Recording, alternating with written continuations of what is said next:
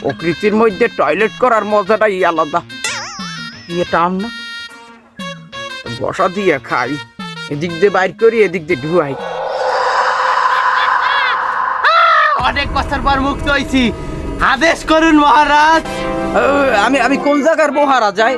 আর আমি আমি আমি আমি আমি আপনার কোন জায়গা দিয়ে বাঁচাইলাম বুঝলাম না। আপনার বাইরেছেন কমে দিয়া? আমি আম থেকে বেরিয়েছি। এক বাবা আমাকে আমের ভিতর বন্দি করে রেখেছিল। এখন আপনি আপনার একটা ইচ্ছা বলেন, সেইটা আমি পূরণ করতে পারবো। কি বলেন?